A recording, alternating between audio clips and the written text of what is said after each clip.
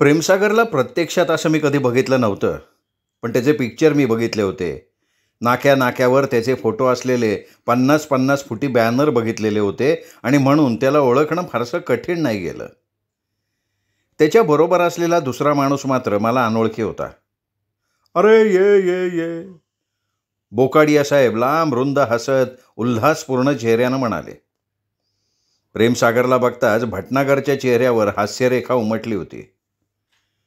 खरं तर आत्तापर्यंतच्या बोलण्यावरनं बोकाडिया साहेबांचं आणि भटनागरचं प्रेमसागरबद्दल फारसं चांगलं मत नाही आहे हे माझ्या लक्षात आलं होतं, पण तरीही त्याच्या आगमनाची त्यांना दखल घ्यायला लागलेली होती. मारून मुटकून का होईना हसून त्याचं स्वागत करायला लागलं होतं. मला मात्र असं काही करायची गरज नव्हती. मी निर्विकार मुद्रेनं तसाच बसून राहिलेलो होतो. प्रेमसागरनं एक उडती नजर माझ्यावर टाकली, मग धपकन तो एका खुर्चीत बसला. त्याच्याबरोबरचा दुसरा माणूसही त्याच्या शेजारच्या खुर्चीवर बसला. "चलो शेठ, सिगरेट बिगरेट पिलाव," प्रेमसागर काहीशा अधिकारपूर्ण स्वरात म्हणाला. बोकाडिया साहेबांनी आपल्यासमोरचा स्टेट एक्सप्रेसचा डबा उघडला आणि मोठ्या तत्परतेनं तो प्रेमसागरच्या पुढे सारखावला. प्रेमसागरनं त्यातून एक सिगरेट काढली, मोठ्या स्टायलिशपणे ओठात पकडली. भटनागरनी त्याची सिगरेट पेटवली. "अरे होतास कुठे?" बोकाडिया साहेबांनी विचारलं. प्रेमसागर आरामात बसला होता खुर्चीवर टेकून. तो म्हणाला, "मी दुसऱ्या सेटवर गेलेलो होतो." नाकातोंडातून धुराचे लोट सोडत आणि तोंड वेडवाकडं करत तो म्हणाला, "ते दिल के दुश्मनचं शूटिंग चाललेलं होतं ना. साले स्वतःला ज्युबिली स्टार म्हणून घेतात. ॲक्टिंगमधला एक कळत नाही त्यांना. बनतात हिरो. एक डायलॉग धड म्हणता येत नाहीत आणि चालले स्टार व्हायला. साले कुठून कुठून भरती होतात कळत नाही. आपली तारीफ." शेवटचं वाक्य त्यांनी माझ्याकडे संकेत करत बोकाडिया साहेबांना विचारलं. "अरे हां, तुझी ओळख करून देतो. हे मिस्टर विक्रम." "विक्रम राजे बरं का." भटनागरनं माझी पूर्ण ओळख करून दिली. "आणि विक्रम हे भारतीय चित्रपटसृष्टीतले अभिनय सम्राट आणि आज का आदमीचे हिरो प्रेमसागर आणि हे यांचे सेक्रेटरी मिस्टर विनोद भल्ला." मी चेहऱ्यावर फारशी उत्सुकता न दाखवता दोन्ही हात जोडून नमस्कार केला. प्रेमसागरला माझं वागणं कुठेतरी खटकलेलं असावं. एवढा बडा स्टार आपल्याजवळ बसलेला असताना माझा चेहरा सुतकी का, असा प्रश्न बहुतेक त्याला पडलेला असावा. नकळत प्रेमसागरच्या कपाळावर एक बारीकशी आठी उमटलेली होती. काही क्षण तो माझ्याकडे एकटक नजरेनं बघत राहिला आणि मग त्यांनी विचारलं, "काय हिरो वगैरे व्हायचा विचार आहे का काय?" बोलताना त्याचे ओठ कुत्सित हास्यात दुमडले गेले होते. आवाजात काहीसा व्यंग भाव होता. अनोळखी माणसाशीही हा असा उद्धटपणे वागत होता, तर नेहमीच्या माणसांशी तो कसा वागत असेल हे त्याच्या आत्ताच्या बोलण्यावरनं कोणाच्याही पटकन लक्षात आलं असतं. आणि अशा माणसाला मित्रापेक्षा शत्रू जास्त असतील तर त्यात नवल ते काय. प्रेमसागरच्या बोलण्यातला तो उद्धटपणा भटनागर आणि बोकाडिया साहेबांनाही जाणवला. दोघेही चेहऱ्यावरनं काहीसे नर्वस झालेले दिसत होते, पण प्रेमसागरच्या पुढे बोलायची त्यांना हिंमत होत नव्हती. मी त्याच्याकडे बघून किंचित हसलो, मग अतिशय शांत स्वरात उलट प्रश्न केला, "मी हिरो बनू शकीन?" "हां, का नाही बनू शकणार." प्रेमसागर काहीशा तुच्छतेच्या स्वरात म्हणाला, "अरे आजकाल काय कोणी आयरा गायरा हिरो होऊ शकतो. तुमच्यात काय कमी आहे? हिरोला आवश्यक तो देखणा थोबडा आहे, शरीरही चांगलं धडधाकड दिसतंय. आजकाल हिरो बनण्यासाठी हे 2 गुण पुरेसे समजले जातात. तुमच्यामध्ये सुद्धा हे 2च गुण आहेत का?" मी पुन्हा एकदा त्याच शांत स्वरात विचारलं आणि प्रेमसागरचा चेहरा एकदम कठोर झाला. डोळे एकदम तारवटल्यासारखे लाल झाले. बोटातली सिगरेट त्याने ॲस्ट्रेत फेकली. मग टेबलावर आपली वजनदार मूठ आपटत तो गरजला, "तू माझ्या अभिनय क्षमतेला चॅलेंज करतोयस?" "नाही साहेब, मी तुम्हाला केवळ एक प्रश्न विचारला." "अरे मला प्रश्न विचारणारा तू कोण?" "कोणत्याही अनोळखी माणसाच्या तोंडी लागणं मला नाही आवडत." "हो, पण सुरुवात तुम्हीच केली होती. मी तुला केवळ एक प्रश्न विचारला होता आणि त्याचं उत्तर तू हो किंवा नाही यामध्ये देऊ शकत होतास." पण माझं हो किंवा नाही हे उत्तर ऐकूनही तुमचं विशेष समाधान झालं नसतं ना. तुमचं समाधान तर तेव्हा झालं असतं जेव्हा मी तुमचा अहंकार कुरवाळला असता. तुम्हाला परमेश्वर समजून तुमच्या पायावर लोटांगण घातलं असतं आणि परमेश्वराची करुणा भाकावी तशा स्वरात तुमची प्रार्थना केली असती की हो साहेब, मी हिरो बनायला आलोय आणि तुम्ही जर माझ्यावर कृपादृष्टी केली तर मी हिरो होऊ शकेन. तुम्ही जसं आपल्या प्रभावानं लोकांना एखाद्या पिक्चरमधनं काढून टाकू शकता, तसंच तुमची मेहरनजर असलेल्याला एखाद्या पिक्चरमध्ये चान्सही देऊ शकता, नाही का? अरे बडे बदतमीज आदमी हो. प्रेमसागर खवळला. बोकाडिया, अरे कसले कसले लोक तुला भेटायला येतात आणि अशा लोकांना तू तुझ्या ऑफिसमध्ये थारा तरी कसा देतोस? चल हाकलून द्यायला इथनं. मला तुझ्याशी फार महत्त्वाचं बोलायचं आहे. बोकाडिया साहेबांनी आगतिक नजरेनं माझ्याकडे बघितलं. त्यांच्या डोळ्यात क्षमायाचना करणारे भाव होते. भटनागरनं टेबलाखाली असलेले माझे पाय हलकेच दाबले. मी उठून उभा राहिलो आणि मग प्रेमसागरकडे बघत शांत स्वरात म्हणालो, मला हाकलून द्यायची गरज नाही आहे मिस्टर. मला इथे चिकटून बसण्यात फारसा इंटरेस्ट नाही आहे. बोकाडिया साहेब, मी तुम्हाला पुन्हा भेटीन. बोकाडिया साहेबांच्या चेहऱ्यावर एक ओशाळवाणं हास्य उमटलं. पुढे सरकून त्यांनी आपला हात पुढे केला. मी बोकाडिया साहेबांशी हस्तांदोलन केलं आणि मग पुन्हा प्रेमसागरकडे वळलो. मिस्टर प्रेमसागर, इंग्रजीमध्ये एक म्हण आहे, man should always keep his words sweet and soft because he does not know when he will have to eat them back. अर्थ आपल्याला समजला नसेल तर आपल्या सेक्रेटरीला सांगा की याचा अनुवाद करून समजावून सांग. नाव gentleman, I wish you all a very good evening. प्रेमसागरचा चेहरा संतापानं विकृत झालेला होता. काहीतरी बोलण्यासाठी त्यांनी तोंडही उघडलं होतं, पण त्यापूर्वीच मी वळालो. बोकाडिया साहेबांच्या ऑफिसमधनं बाहेर पडलो. कॉरिडॉर पास करून मी वळत असताना कोणीतरी पाठीमागनं आवाज दिला. मी थांबलो. वळून बघितलं तर भटनागर धापा टाकत माझ्या मागे येत होता. माझ्याजवळ येऊन त्यांनी माझा हात धरला. मग माझ्या बरोबरीनं इमारतीतनं बाहेर पडत दिलगिरीच्या स्वरात म्हणाला, हे बघ, झाल्या प्रकाराबद्दल मी तुझी माफी मागतो. बोकाडिया साहेबांनी निमित्त करून मला तुझ्या पाठीमागे पाठवलंय. आमच्याबद्दल काही गैरसमज करून घेऊ नकोस. 2 कोटी रुपयांचा मामला आहे. अरे जर त्याने डेट देणं बंद केलं तर बोकाडिया साहेब साप झोपतील. आमचे हात अडकलेत रे, म्हणून आम्हाला त्या नीच माणसापुढे नपुसक बनून राहावं लागतंय. अरे इट्स ऑल राईट. मी भटनागरच्या पाठीवर थोपटत म्हणालो, हे बघ, मला त्याच्याशी काही देणं घेणं नाही आहे. तू काळजी करू नको. मी काही त्याचं बोलणं मनावर घेतलेलं नाही आहे. पण बघितलंस ना किती हरामखोर माणूस आहे ते. आपला रुबाब दाखवण्यासाठी साला नेहमी कुणा ना कुणाची कुरापत काढत असतो. आज तू त्याला पहिला भेटला, चांगलं भोसडलं त्याला तू. चोड या. बरं झालं मला स्वतःलाच त्याच्या स्वभावाचा एक नमुना बघायला मिळाला. अशा अहंकारी माणसाचा खून करणाऱ्याला ना कसलं तरी इनामच द्यायला हवं. पण विकी, प्रेमसागरशी तुझा खटका उडवल्यामुळे तू आम्हाला मदत करायचं नाकारणार नाहीस ना रे? प्रेमसागरचा खून करण्याचा प्रयत्न करणाऱ्या माणसाला शोधून काढायचा प्रयत्न तू सोडून तर नाही ना देणार? I will try my level best. माझ्याकडून जे काही होण्यासारखं असेल ते मी अवश्य करीन. माझ्याकडून मी प्रयत्नांची शिकस्त करीन. Okay, thank you very much. Bhatnagar माझा हात दाबत सुटकेचा निश्वास सोडत म्हणाला, मी जातो, नाही तर त्या प्रेमसागरला डाऊट येईल की मी तुलाच भेटायला तुझ्या मागोमाग आलोय. तसंही आता कमीत कमी 1 तास तरी मला आणि बोकाडिया साहेबांना प्रेमसागरच्या नागदुऱ्या काढायला लागणार आहेत. तेव्हा कुठे त्याचा मूड ठीक होईल आणि तो शॉट द्यायला तयार होईल. काय तू त्याचा पारा फार चढवून ठेवलास ना.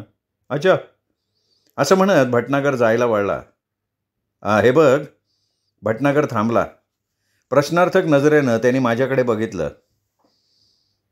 अरे ती प्रेमसागरला लिहिली गेलेली ती धमकीची चिठ्ठी, ती चिठ्ठी मी माझ्याबरोबर आणली आहे.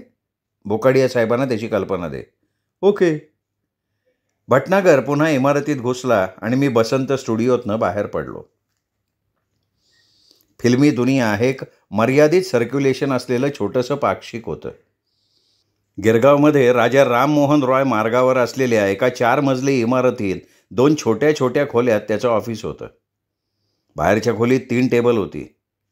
त्या क्षणी त्यातल्याच एका टेबलवर एक साधारण 30 वर्षाचा तरुण बसला होता आणि आपल्या जाड भिंगाच्या चष्म्यातनं चेहऱ्यावर कमालीचा बोर भाव ठेवून पुढ्यातली प्रूफं वाचत होता. मी दारात येऊन उभा राहिलो तरी त्याला त्याचा पत्ता नव्हता. शेवटी त्याचं लक्ष वेधण्यासाठी मी थोडासा खाकरलो. त्या तरुणाने मान वर करून एक नजर माझ्याकडे टाकली आणि कसलीही प्रतिक्रिया व्यक्त न करता तो पुन्हा आपल्या कामात मग्न झाला. आलेल्या माणसाचं स्वागत करायची पद्धत बहुतेक इथे दिसत नव्हती. शेवटी पुन्हा एकदा त्याचं लक्ष वेधून घेण्याचा प्रयत्न करत मी विचारलं, संपादक साहेब आहेत का? त्या तरुणाने पुन्हा मान वर करून माझ्याकडे बघायचे कष्ट घेतले नाहीत. प्रूफावरची आपली नजर न उचलता त्यांनी हाताने मला आतल्या खोलीकडे जायचा संकेत केला. मी त्याच्या टेबलाजवळून आतल्या खोलीच्या दाराशी आलो. आतल्या खोलीच्या दारावर एक पेंट केलेली लाकडी नेमप्लेट होती, श्याम अगरवाल, संपादक, फिल्मी दुनिया. क्षणभर घुटमळून मी दार उघडून आत प्रवेश केला. ती खोली बाहेरच्या खोलीपेक्षा आणखीन थोडी लहान होती.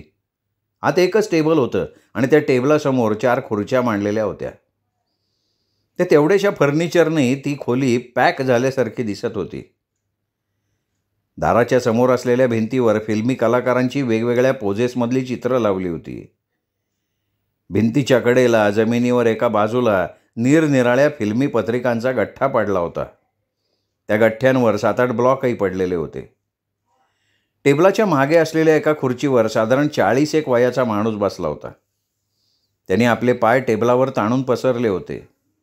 दोन्ही हात आपल्या पुढे आलेल्या पोटावर बांधले होते, जणू हात घसरू नयेत म्हणून त्याने आपल्या पोटाचा आधार घेतलेला होता.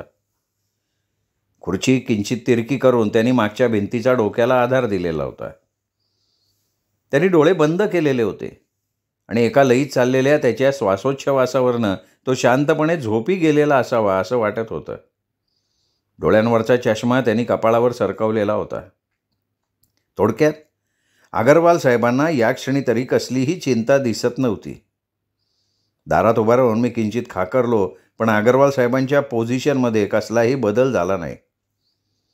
अगरवाल साहेब, मी हलक्या आवाजात हाक मारली, पण अगरवाल साहेबांना रात्री वहिनींनी झोपू दिलेलं नसावं आणि त्याचा वाचपा ते आत्ता काढत असावेत. अगरवाल साहेब, यावेळी मी काहीशा उच्च स्वरात हाक मारली. दुसऱ्या हाकात जागं होण्या इतपत त्यांची झोप सावध असावी, कारण माझा आवाज ऐकताच त्यांनी खडबडून डोळे उघडले. पहिल्यांदा काहीशा रिकाम्या नजरेनं त्यांनी माझ्याकडे बघितलं. मग कपाळावरचा चष्मा डोळ्यांवर सरकवला. पुन्हा एकदा चष्म्यातनं माझ्याकडे बघितलं. मग खुर्ची सरळ केली, टेबलावरचे पाय खाली घेतले. खुर्चीवर ताठ बसत त्यांनी पुन्हा माझ्या डोक्यापासनं पायापर्यंत निरीक्षण केलं. एका क्षणासाठी त्याच्या डोळ्यात चमक आली. चेहऱ्यावर उल्हासपूर्ण भाव प्रकट झाले, पण दुसऱ्याच क्षणी त्याचा चेहरा पुन्हा निर्विकार झाला. मी पुढे केलेल्या हातात त्यांनी आपला हात यांत्रिकपणे दिला. मी आपल्याला ओळखलं नाही, तो म्हणाला. कसं ओळखणार? यापूर्वी आपण मला कधी पाहिलंच नाही, तर ओळखण्याचा प्रश्न येतो कुठे, नाही का? बरोबर आहे, बसा. समोरच्या खुर्चीकडे बोट करत तो म्हणाला. मी बसलो. मी झोपलो होतो, त्यांनी प्रांजळपणे कबुली दिली. मी म्हणालो, हो, मी पाहिलं ते. नुसता झोपलो नव्हतो, झोपेत स्वप्न बघत होतो. फार सुंदर होतं स्वप्न. स्वप्न सुंदर असतात हे मला माहिती नव्हतं. कुठलं स्वप्न बघितलं हो तुम्ही? स्वप्नात मी पाहिलं कागदाचा भाव कमी झाला आहे. फिल्मी दुनियाचं नाव DAVPच्या जाहिरातीसाठी अप्रूव्ह पत्रिकाच्या लिस्टमध्ये आलं आहे. फिल्मी दुनियाचं सर्क्युलेशन 1 लाखाच्या वर गेलं आहे, वगैरे वगैरे. छोट्या संपादकांची ही स्वप्न मला नवीन नव्हती. मी फक्त हसलो. आणि स्वप्नातून जाग येऊन डोळे उघडले तर एकदम तुम्हाला समोर बघितलं. असं वाटलं खुद्द अमिताभच आलाय माझ्याकडे. पण लगेच माझा भ्रम दूर झाला. अमिताभ बच्चन इथे कशाला येईल मारायला? तुम्ही कोणी नवोदित अभिनेता आहात का? नाही. मग व्हाल. आजकाल तर फिल्म इंडस्ट्रीमध्ये नवीन नायकांची भरतीच चालू झाली आहे. आणि तुम्ही तर चांगले हँडसम दिसताय. हिरोला हवी असणारी पर्सनॅलिटी आहे तुमच्याकडे. एखाद्या प्रोड्युसरची किंवा डायरेक्टरची ओळख असेल तर तुमचं काम झटक्यात होईल जाईल बरं का. नाही नसेल ना तर एखाद्या टॅलेंट कॉन्टेस्टमध्ये भाग घ्या. आप हिरो बन जाओगे. त्यांनी चुटकी वाजवायचा प्रयत्न केला, पण चुटकी काही वाजलीच नाही. त्याने विचित्र नजरेनं अंगठा आणि मधल्या बोटाकडे बघितलं. पुन्हा एकदा तसाच प्रयत्न केला, पण त्याला हवी तशी चुटकी वाजली नाही. मग चुटकी वाजवण्याचा नाद सोडून देऊन त्यांनी पुन्हा माझ्याकडे बघितलं आणि विचारलं, तुम्ही कोण आहात हे तुम्ही मला सांगितलं नाही अजून." तुम्ही मला बोलायची संधी कुठे दिली? मी काहीशा चेष्टेच्या सुरात म्हणालो, "आता देतो, बोला." तुम्हीच श्याम अगरवाल आहात ना?" "अलबत, मीच आहे श्याम अगरवाल. माझ्याशिवाय जगात असा दुसरा कोण माणूस आहे की ज्याला चुटकी वाजवण्यासारखं क्षुल्लक काम नाही आहेत? फार विनोदी दिसतंय. ते आमच्या आईबापांची चूक." क्षणभर मला त्याच्या बोलण्याचा संदर्भ लागला नाही. मग एकदम लक्षात आलं, नाही नाही, त्या अर्थी नाही म्हणालो मी. मी तुमच्या स्वभावाबद्दल बोलत होतो. एकूण एकच हो, विनोदी दिसणारी माणसंच विनोदी असतात. माणूस एकदम दिलखुलास वाटत होता. पहिल्या भेटीत मला आवडला. माझं नाव विक्रम आहे. त्याच्याबरोबरचं विनोदी संभाषण आवर्त घेत मी माझी ओळख करून देत म्हणालो, विक्रम राजे. मी न्यू इंडिया टाइम्सचा विशेष प्रतिनिधी आहे." "अरे!" खुर्चीतून एकदम ताठ बसत माझ्याकडे काहीशा विस्फारित नजरेनं बघत तो उद्गारला, "अच्छा, तुम्हीच तो माणूस आहात तर." "कोण माणूस?" मी काहीसा गडबडून जात म्हणालो, "अरे तेच ते जे तुम्ही आत्ता सांगितलं, मिस्टर विक्रम राजे, न्यू इंडियाचा स्पेशल क्राईम रिपोर्टर." फार दिवस ऐकून होतो बरं का तुमचं नाव. म्हणजे रिपोर्टर जगात तुमचं नाव मोठ्या आदरानं घेतलं जातं बरं का. "हो." मी सुटकेचा निश्वास सोडत म्हणालो. माझं नाव ऐकून तुम्ही असे दचकलात की मला वाटलं तुम्ही मला कोणी गँगस्टर वगैरे समजलात का काय. अगरवाल खो खो हसला. मग हसू आवरत म्हणाला, "फार मोठं नाव आहे तुमचं विक्रम साहेब. बऱ्याच दिवसापासून एकदा तरी तुम्हाला भेटायची इच्छा होती. आज माझ्या राशी भविष्यात लिहिलं होतं बरं का, मोठ्या माणसांचा सहवास लाभेल." नाही नाही, प्लीज प्लीज अगरवाल साहेब, तुम्ही मला आवश्यकतेपेक्षा जास्त सन्मान देताय. मी एक साधा माणूस आहे, नोकरी करून पोट भरणारा. नाही नाही, हा तुमचा विनय झाला बरं का विक्रम साहेब. तुम्ही स्वतःला मामूली समजताय. तुम्ही खरोखर फार डॅशिंग रिपोर्टर आहात. टाइम्समध्ये तुम्ही सोडवलेल्या केसची स्टोरी वाचताना फार मजा येते बरं का. कुमार कीर्तीकरची तुम्ही सोडवलेली केस, काय मुंबईभर धमाल उडवलेली होती. बाय गॉड, क्या खोद के निकाल तो बात को. वा वा वा वा. तुमच्या कव्हर स्टोरीमुळे टाइम्स वाचायला मजा येतो, मजा. आणि मग एकदम भानावर येत अगरवालनं विलक्षण नम्रपणे विचारलं, "मी तुमची काय सेवा करू शकतो?" "सेवा तर तुम्ही बरीच करू शकता अगरवाल साहेब, पण प्रश्न हा आहे की तुमची करायची इच्छा आहे का नाही?" "अरे का नाही करणार? मग हे सगळं कशासाठी बोललो? तुमच्याकडून काही इनाम वसूल करण्यासाठी?" अगरवाल फाटका असला तरी शब्दाचा पक्का आहे बरं विक्रम साहेब. आणि तसंही तुम्ही स्वतःहून माझ्या ऑफिसात आला, त्या अर्थी तसंच काहीतरी महत्त्वाचं काम असणार." "हो, काम तर महत्त्वपूर्ण आहे." मग बोला." सिनेस्टार प्रेमसागरमध्ये मला एकाएकी इंटरेस्ट निर्माण झाला आहे. प्रेमसागरचं नाव काढताच एवढा वेळ हसरा असणारा अगरवालचा चेहरा एकदम गंभीर झाला. "तुम्ही सिगरेट ओढता का?" मध्येच अगरवालनं विचारलं. "ओढतो, पण तुम्ही नका कष्ट घेऊ, सिगरेट आहे माझ्याकडे." असं म्हणत मी विल्सचं पाकिट काढण्यासाठी खिशात हात घातला. अगरवाल शांतपणे म्हणाला, "मी कुठे कष्ट घेतोय विक्रम साहेब. मी एवढ्यासाठी तुम्हाला विचारलं होतं की जर तुम्ही सिगरेट ओढत असाल तर मला एक सिगरेट द्या."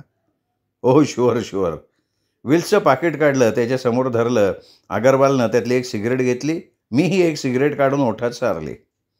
लायटरनी दोघांच्या सिगरेटी पेटवल्या.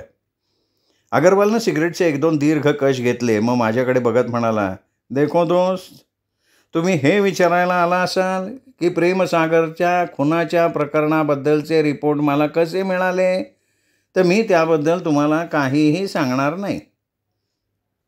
पण मी तेच विचारायला आलो आहे. Sorry sorry sorry." का का कारण काय?"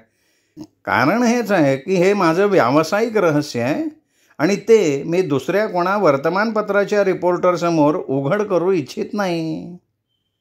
आणि समजा मी तुम्हाला वचन दिलं की तुमचं हे रहस्य केवळ तुमचं राहील, कोणा तिसऱ्या व्यक्तीला ते माझ्याकडून कळणार नाही तर?" अगरवाल काही न बोलता सिगरेट ओढत राहिला. आता एवढ्या एवढ्या तुम्ही मला महान व्यक्ती वगैरे म्हणून संबोधत होतात, माझी स्तुती करत होतात. जर हे सगळं तुम्ही मला फक्त खुश करण्यासाठी बोलला असाल तर प्रश्न नाही, पण खरोखर तुम्हाला तसं मनापासून वाटत असेल तर तुम्हाला माझ्या व्यक्तिमत्वामध्ये सभ्यपणाची तेवढी झलक निश्चित दिसली असेल. तसं नाही तर दिसायलाच पाहिजे की जर मी एखादा वायदा केला तर मी त्यापासून बाजूला हटणार नाही. दिलेला शब्द मला पाळायची सवय आहे अगरवाल साहेब.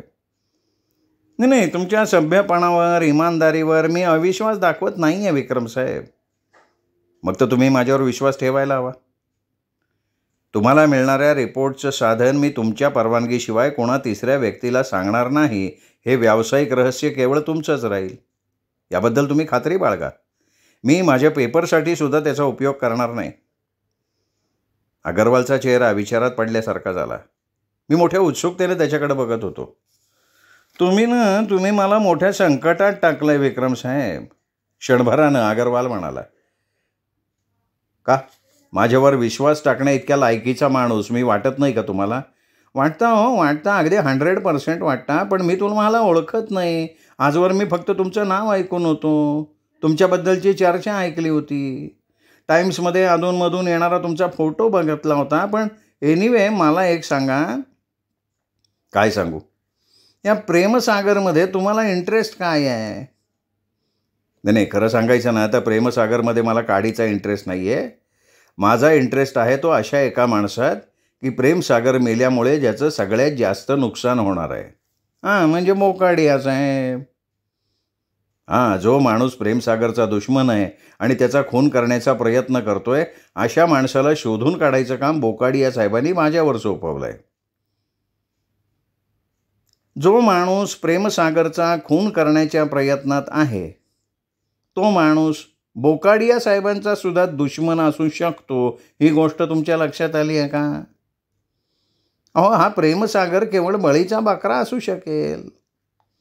प्रेमसागरचा खून करून बोकाडिया साहेबांवर सूड उगवण्याचा प्रयत्न कोणी करत असेल तर बोकाडियाने ऑलरेडी 1.5 कोटी रुपये आज का आदमीवर खर्च केलेत. प्रेमसागर मेला तर बोकाडिया साहेबांची काय अवस्था होईल हे तुमच्या लक्षात आलं असेलच की. You are right. कदाचित हा माणूस प्रेमसागर आणि बोकाडिया साहेब दोघांचाही दुश्मन असू शकेल आणि एकाच दगडात 2 पक्षी मारण्याचा त्याचा प्रयत्न असू शकतो. ही गोष्ट माझ्या लक्षात आली होती, पण बोकाडिया साहेबांची आली का नाही हे मला माहिती नाही. तुम्ही माझ्या प्रश्नाचं उत्तर पुन्हा टाळण्याचा प्रयत्न केला आहे अगरवाल साहेब. अगरवाल क्षणभर गप्प राहिला आणि मग म्हणाला, समजा प्रेमसागरवर होणाऱ्या खुनी हल्ल्याचे रिपोर्ट मला कसे मिळाले हे जर मी तुम्हाला सांगितलं तर खरोखर त्यातून तुम्हाला काही फायदा होण्यासारखा आहे. कदाचित मला यातून असं एखादं सूत्र मिळेल की ज्याच्या आधारे प्रेमसागरच्या खुन्याचा तपास करणं मला सोपं जाईल. आणि मी तुम्हाला सांगणार असलेलं रहस्य तुम्ही तिसऱ्या कोणाला सांगणार नाही या तुमच्या शब्दावर मी विश्वास ठेवू. बेलाशक तुमच्या परवानगीशिवाय मी कोणाला काहीही सांगणार नाही. All right. अगरवाल निर्णयात्मक स्वरात म्हणाला. खरं सांगायचं तर 2 वेळा या बातम्या माझ्या ऑफिसात आकाशातनं टपकल्यासारख्या पाडलेल्या होत्या. अनपेक्षितपणे लॉटरी लागावी अशा प्रकारे कसलीही पूर्वसूचना न मिळता अचानक या बातम्या ऑफिसमध्ये बसल्या बसल्या मला मिळाल्या. अच्छा, म्हणजे कशा काय? मी उत्सुकतेनं विचारलं.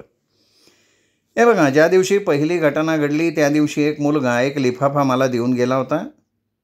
मी लिफाफा उघडून बघितला तर आत टाईप केलेली 4 पानं होती.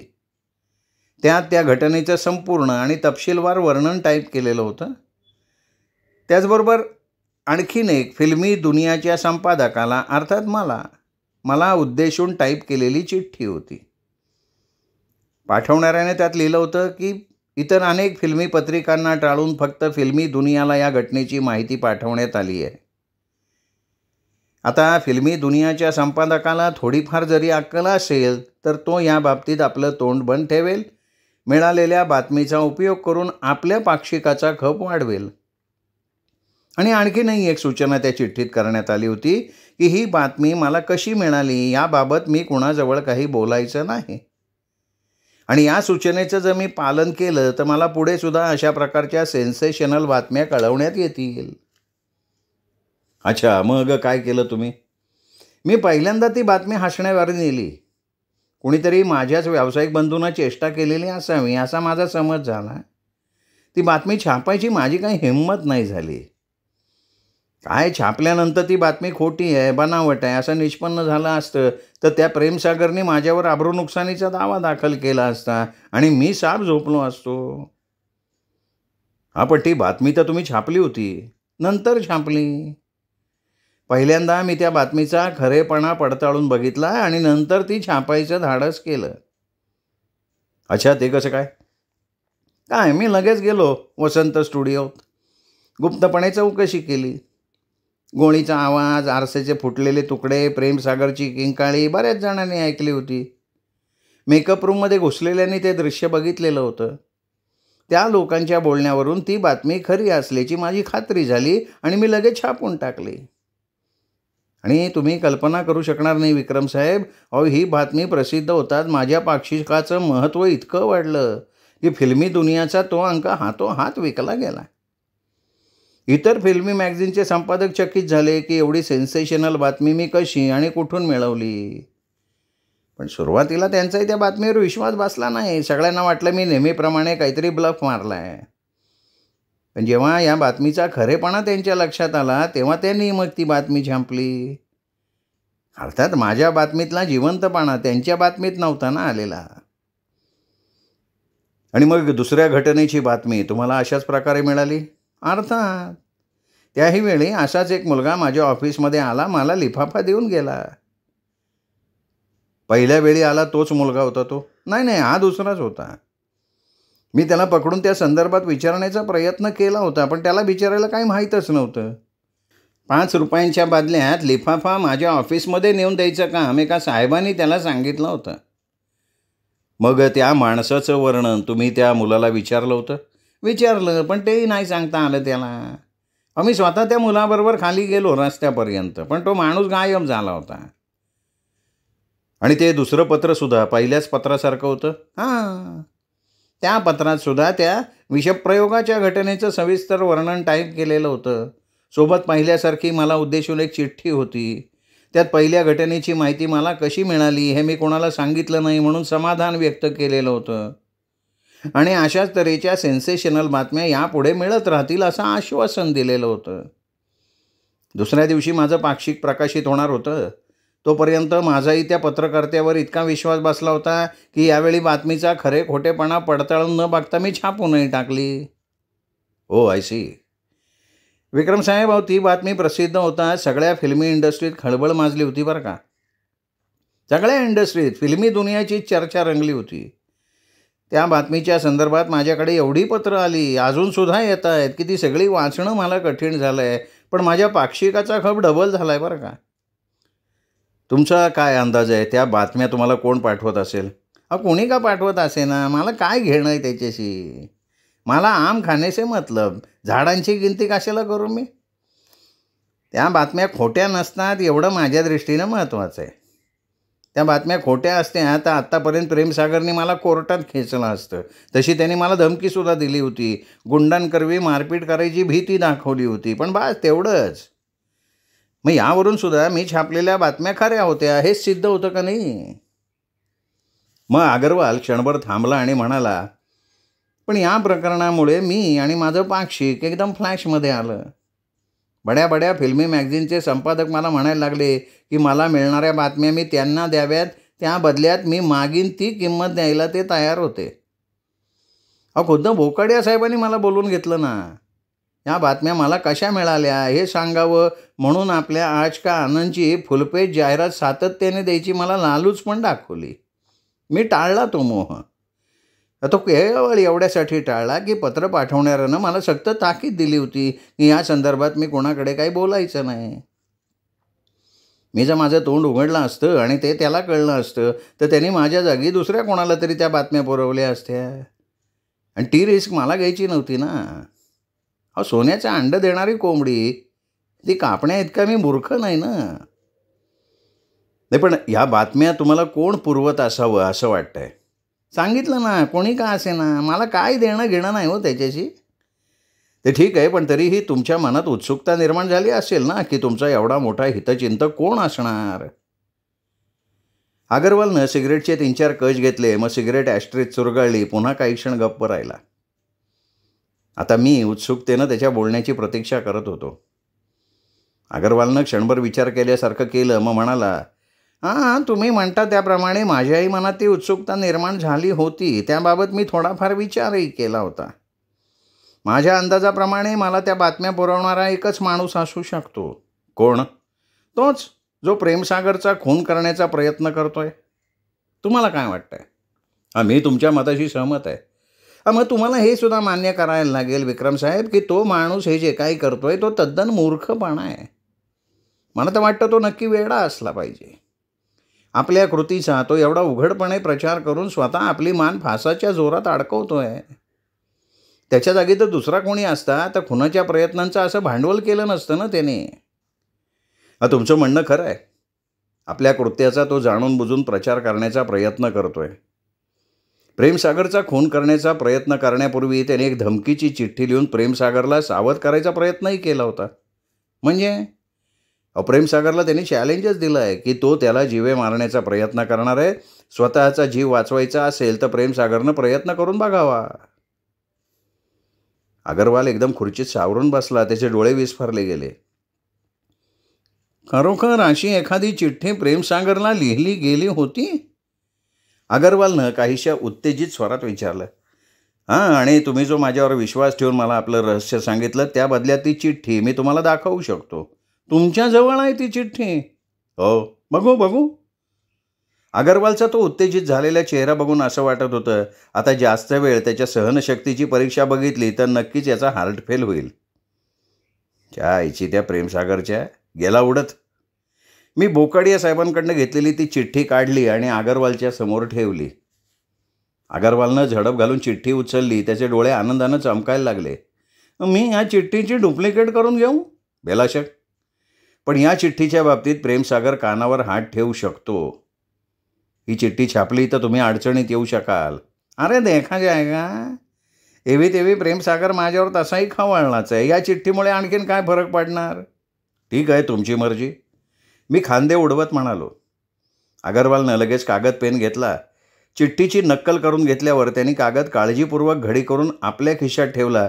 ओरिजिनल चिठ्ठी पुन्हा माझ्याकडे दिली. आता तुम्हाला आलेली ती दोन्ही पत्र तुम्ही मला दाखवू शकाल? त्यांनी दिलेली चिठ्ठी खिशात ठेवत मी विचारलं. अगरवाल क्षणभर अडखळला, पण आता मला स्पष्टपणे त्याला नाही म्हणता येईना. हो, दाखवतो. त्याने आपल्या खिशातनं एक चावी काढली आणि टेबलाचा एक ड्रॉवर उघडला. ड्रॉवरमधनं टाईप केलेले काही कागद काढले, माझ्यासमोर सरकवले. मी ती दोन्ही पत्र बारकाईनं वाचली. प्रेमसागरवर झालेल्या दोन्ही खुली हल्ल्यांचं त्यात तपशीलवार वर्णन केलेलं होतं. ती पत्र वाचल्यावर तर माझी खात्रीच पटली की प्रत्यक्ष घटना घडली तेव्हा खुनी तिथे हजर असला पाहिजे. त्याशिवाय एवढं तपशीलवार वर्णन तो करूच शकला नसता. मी त्या टाईप केलेल्या पत्रातनं एक कागद बाजूला काढला आणि माझ्याजवळच्या त्या धमकीच्या चिठ्ठीतल्या अक्षरांशी बारकाईनं त्या कागदाचं निरीक्षण करायला लागलो. अगरवालनी काहीतरी बोलण्यासाठी तोंड उघडलं, पण मी त्याला हाताने थांबायची खूण केली आणि थोड्या वेळानं चिठ्ठीची घडी करून ती पुन्हा खिशात ठेवत मी म्हणालो, अगरवाल साहेब, तुम्हाला आलेली ही पत्र आणि प्रेमसागरला आलेली ही धमकीची चिठ्ठी हे एकाच टाईपरायटरवर टाईप केलं गेलं आहे. याचा अर्थ ही चिठ्ठी आणि दोन्ही पत्र एकाच माणसानं टाईप केली आहेत. ड्राफ्ट करण्याची स्टाईल सारखीच आहे. नाही, पण या तिन्ही चिठ्ठ्या एकाच टाईपरायटरवर टाईप केल्या आहेत असं कशावरनं म्हणताय तुम्ही? बघा ना, या तिन्ही चिठ्ठ्यांमधल्या बी आणि एफ ही जी दोन अक्षरं आहेत ही सगळीकडं सारखी आहेत. मी पुन्हा माझ्या खिशातली चिठ्ठी काढली, अगरवाल समोर धरली आणि म्हणालो, बघा आता, सगळीकडे बीचा खालचा भाग तुटलेला आहे आणि एफची अलाइनमेंट बिघडलेली आहे. एफ इतर अक्षरांपेक्षा जरा वर सरकलेला आहे. अगरवालनं आपला चष्मा सारखा केला आणि बारकाईनं निरीक्षण केलं. माय गॉड, यू आर राईट. माझ्याकडे नव्या आदरानं बघत कौतुकानं म्हणाला. विक्रम साहेब, अहो तुम्ही तर कमाल केली. तुम्ही तर शेरेलॉक होम्सचे बाप निघालात. मी फक्त हसलो. श्रोते हो, तुम्ही ऐकताय सुरेश वैद्य लिखित कादंबरी पुन्हा एकदा. आज या कादंबरीचा 3रा भाग आपण ऐकलात. 4था भाग ऐकूयात उद्या दीपक रेगे कथाकथन चॅनलवर.